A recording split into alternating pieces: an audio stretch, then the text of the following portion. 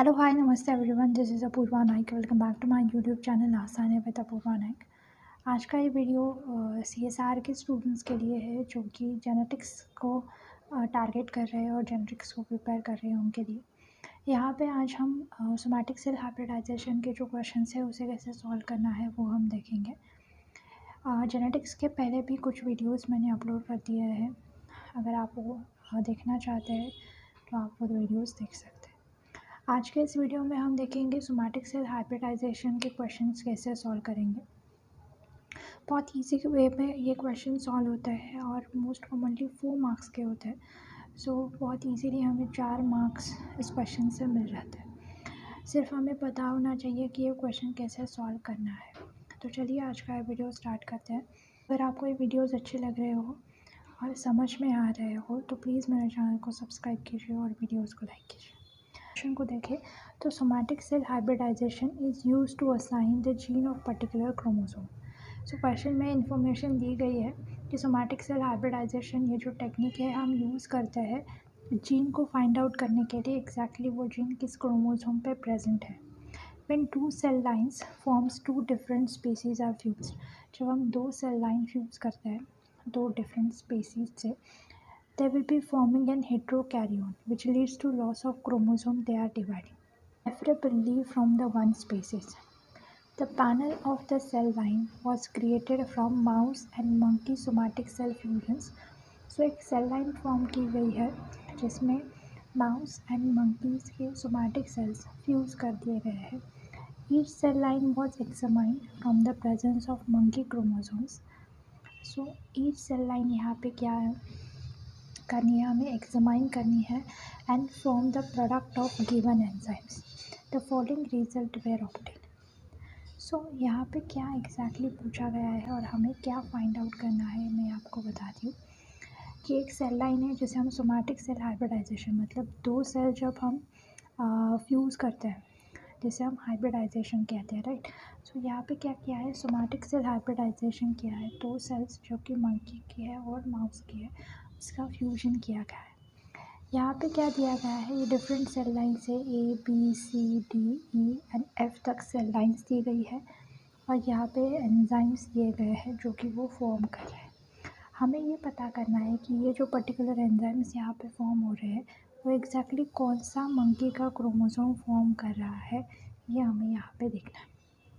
सो नीचे क्या पूछा है, on the basis of the result which of the chromosome has a gene coded for the given enzymes. जो enzymes हमें यहाँ पे दिए गए हैं वो एंजाइम्स कौन सा एंजाइम कौन सा क्रोमोसोम कोड कर रहा है। मतलब अगर हम देखें तो क्रोमोसोम पे डिफरेंट जीन्स होते हैं और वो जीन्स क्या बनाते हैं, प्रोटीन्स बनाते हैं एंड द प्रोटीन्स ही क्या होता है, एंजाइम जैसा फंक्शन करते हैं। तो एग्जैक्टली कौन सा क्रोमोसोम्स ये पर्टिकुलर एंजाइम को फॉर्म कर रहा है, यहाँ पे हमें फाइंड आउट करना है। सो ये फाइंड आउट करना बहुत इजी है। We just compare the thing. यहाँ पे फर्स्ट 2 में प्रेजेंस दिख रहा है, मतलब हमें क्रोमोसोम पे फाइंड आउट करना है। यहाँ पे देखें तो 3rd पे ही है, 5th पे भी है और 7th पे भी है, ये दो पर्टिकुलर एंजाइम। अगर आप डी देखें तो डी 3rd में भी है, डी 5th में नहीं है, इसलिए हम 5th को कैंसिल करेंगे क्योंकि डी 5th में नहीं है। अगर हम यहाँ देखें तो डी 7 में है और लास्ट का अगर एफ देखें तो वो भी 7th में है, वो 3rd में नहीं है। इसीलिए 7th जो क्रोमोसोम है तो 7th क्रोमोसोम पे वो सारे एंजाइम्स फॉर्म हो रहे हैं जो यहाँ पे दिखाए गए हैं, ठीक है। सो इसीलिए ये जो सारे एंजाइम्स फॉर्म हो रहे हैं वो 7 नंबर के क्रोमोसोम पे प्रेजेंट होंगे या फिर 7 नंबर का क्रोमोसोम ये सारे एंजाइम को कोड करेगा। इसीलिए इसका आंसर जो है वो हो जाएगा B, that is chromosome number 7। So we just compare the thing. यहाँ पे सिर्फ हमें कंपेयर करना है और देखना है कि किस में एग्जैक्टली ये सारे पर्टिकुलर जो एंजाइम्स यहाँ पे हमें दिए हैं वो फॉर्म हो रहे हैं। सो आई होप आपको ये क्वेश्चन समझ में आया होगा। अब हम ऐसे ही दूसरे क्वेश्चंस को भी लेते हैं। This of cell line was created by fusing a mouse and human somatic cell line. So यहाँ पे सोमैटिक सेल हाइब्रिडाइजेशन जो परफॉर्म किया है वो माउस एंड सोमैटिक ह्यूमन के सेल को मिक्स करके किया गया है। In mouse somatic cells hybrid human chromosomes tends to get lost before becoming a stable cell line. So यहाँ पे क्या दिया गया कि माउस का जो क्रोमोसोम है वो लॉस्ट हो गया before they become a stable cell line. Some hybrid cell line में carry a human chromosome deletion. So जो ह्यूमन क्रोमोसोम है उसमें कुछ पार्ट क्या हो गया, डिलीट हो गया, दैट इज़ वो क्रोमोसोम ह्यूमन क्रोमोसोम में डिलीशन हो गया। Each cell line were examined for the presence of the chromosome and forming a production of enzyme. The following result are obtained.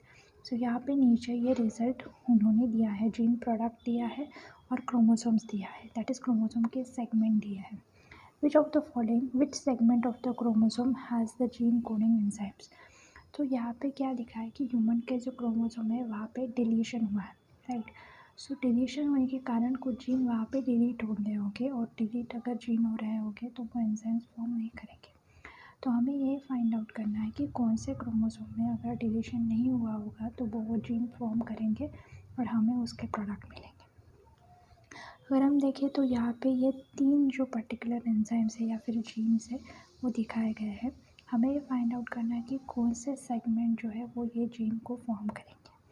यहाँ पे भी सिंपल हमें कंपैरिजन ही करना है। अगर हम देखें 5p को, तो 5p में ये तीनों जीन क्या हो रहा है, जीन के प्रोडक्ट फॉर्म हो रहे हैं। इसका मतलब 5p जो है, ये पर्टिकुलर सेगमेंट जो है ये इस पर्टिकुलर जीन को क्या करेगा, फॉर्म करेगा, जैसे gene coding for the enzymes, right, that is 5p। सो इसका answer 5p that is b हो जाएगा।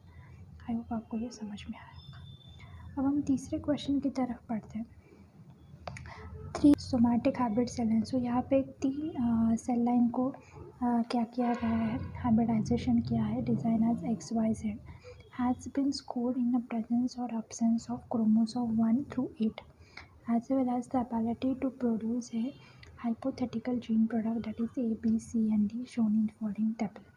सो यहाँ पे ये जीन प्रोडक्ट है A, B, C, D, और ये 3 सेल लाइन का हाइब्रिडाइजेशन किया है, और यहाँ पे क्या है, ह्यूमन क्रोमोसोम्स का प्रेजेंस है, ह्यूमन क्रोमोसोम्स के अलग अलग नंबर दिए गए हैं।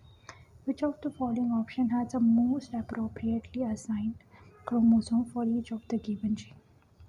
सो यहाँ पे भी हमें कंपेयर करना है और हमें बताना है कि एग्जैक्टली जीन प्रोडक्ट किस क्रोमोसोम से, या फिर जो जीन फॉर्म हो रहे हैं वो एग्जैक्टली कौन से क्रोमोसोम पे प्रेजेंट होंगे।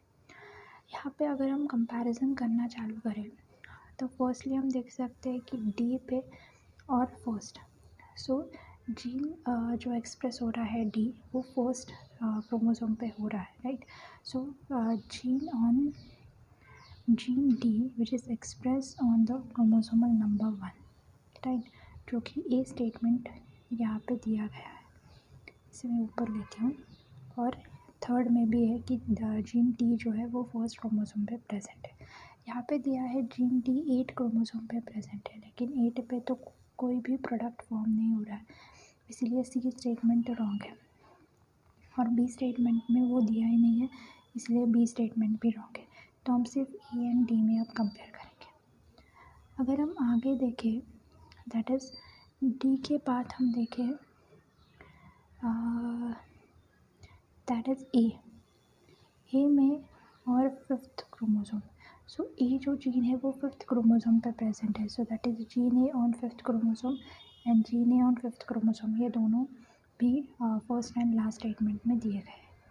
अगर हम आगे बढ़ेंगे तो हमें ये पता चलेगा कि बी में ये 2 जीन्स प्रोडक्ट एक्सप्रेस हो रहे हैं जो कि क्रोमोसोमल नंबर 3rd पे है, इसीलिए जीन बी जो है वो 3rd क्रोमोसोम पे प्रेजेंट होगा, जो कि यहाँ दिया गया है और यहाँ पे भी दिया गया है।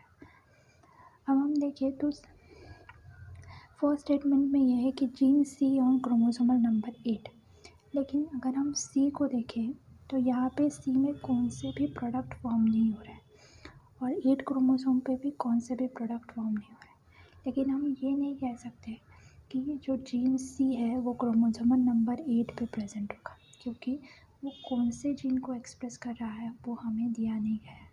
हमें सिर्फ प्रेजेंस ऑफ जीन हम कंपेयर कर सकते हैं कि वो इन पे है या नहीं है। यहाँ पे कुछ भी प्रेजेंट नहीं है, इसलिए हम ये नहीं कह सकते कि वो 8 क्रोमोसोम पे प्रेजेंट होगा, इसीलिए ये स्टेटमेंट रॉन्ग है कि जीन सी जो है वो क्रोमोसोमल नंबर 8 पे प्रेजेंट होगा। So A, B and C statement wrong है। सो इसका आंसर हो जाएगा D, that is A on 5th chromosome, B on 3rd chromosome and D is on a 4th chromosome.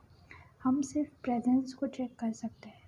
Particular gene अगर absent है या फॉर्म नहीं हो रहा है तो दूसरे भी क्रोमोसोम पे वही जीन फॉर्म नहीं हो रहा है या वही जीन होंगे, ऐसा हम नहीं कह सकते। अगर वो प्रेजेंस है तो भी हम कह सकते हैं कि वो पर्टिकुलर जीन उस पर्टिकुलर क्रोमोसोम पे प्रेजेंट होगा, ठीक है, या नहीं होगा।